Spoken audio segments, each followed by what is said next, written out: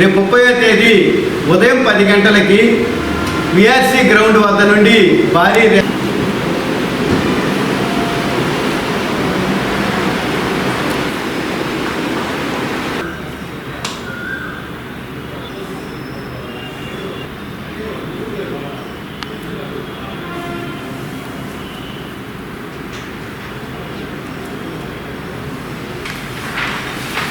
కనీస వేతనం 26,000 ఇవ్వాలని షాపులు షాపింగ్ మాల్స్లో పనిచేసేటటువంటి కార్మికులకి ఈరోజు చాలని జీతాలు ఇచ్చేటటువంటి పరిస్థితి ఉంది. ఆ కార్మికులు ఉదయం 9 గంటలకి షాప్ తీస్తే రాత్రి 10 గంటల వరకు ఆ షాపులోనే పనిచేసేటటువంటి పరిస్థితి ఉంది. వాళ్ళకి కూర్చునేటటువంటి సౌకర్యం ఉండేటటువంటి పరిస్థితి కూడా లేదు. భోజన విరామం అనేటటువంటి ఒక టైం అనేటటువంటిది లేకుండా పోయింది. భోజనం టైం విరామం లేదు. అదేవిధంగా వాళ్ళు దాదాపు 13 గంటలు పనిచేసేటటువంటి పరిస్థితి ఈరోజు ఉంది. కనీసం 6,000 దగ్గర నుంచి 12,000 మాత్రమే బాగా సీనియారిటీ ఉండి 10 సంవత్సరాలు 12 సంవత్సరాలు పనిచేసేటటువంటి కార్మికుడు అయితే 12,000 మాత్రమే ఇచ్చేటటువంటి పరిస్థితి ఉంది. ఒక పక్క ధరలు పెరిగిపోతున్నాయి, ఇంకొక పక్క కార్మికుడికి జీవన సరళి తగ్గిపోతూ ఉంది.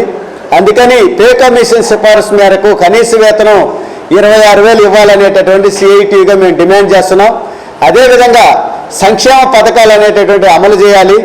ఈరోజు షాపుల్లో పనిచేసేటటువంటి వాళ్ళు కానీ లేదంటే కంపెనీల్లో పనిచేసేటటువంటి వాళ్ళు కానీ ఎక్కడ కూడా కార్మిక చట్టాలు అమలు చేసేటటువంటి పరిస్థితి లేదు. లేబర్ కోడ్స్ ఈరోజు తీసుకొచ్చేసి యజమానులకు అనుకూలమైనటువంటి పద్ధతుల్లో ఈరోజు అన్ని చట్టాలు వచ్చేటువంటి పరిస్థితి ఉంది. అందుకని కార్మిక చట్టాలని అమలు చేయాలి, లేబర్ కోడ్స్ని రద్దు చేయాలని చెప్పేసి ఈ సందర్భంగా మేము డిమాండ్ చేస్తున్నాం. అవుట్సోర్సింగ్ కార్మికులకు లేదంటే కాంట్రాక్ట్ అవుట్సోర్సింగ్ కార్మికులకి పని భద్రత కల్పించాలని చెప్పేసి, అదేవిధంగా ఆశా అంగన్వాడీ కార్మికుల్ని పర్మనెంట్ చేసి కనీస వేతనం 26,000 ఇవ్వాలనేటటువంటి డిమాండ్లతో రేపు 30వ తేదీ యావత్తు అసంఘటిత రంగ కార్మికులు మొత్తం కూడా ధర్నాకి పిలుపునివ్వడం జరిగింది. ధర్నా విఆర్సీ గ్రౌండ్ దగ్గర నుంచి కలెక్టర్ ఆఫీస్ దాకా ర్యాలీ, కలెక్టర్ ఆఫీస్ దగ్గర మహాధర్నాకి పిలుపునివ్వడం జరిగింది.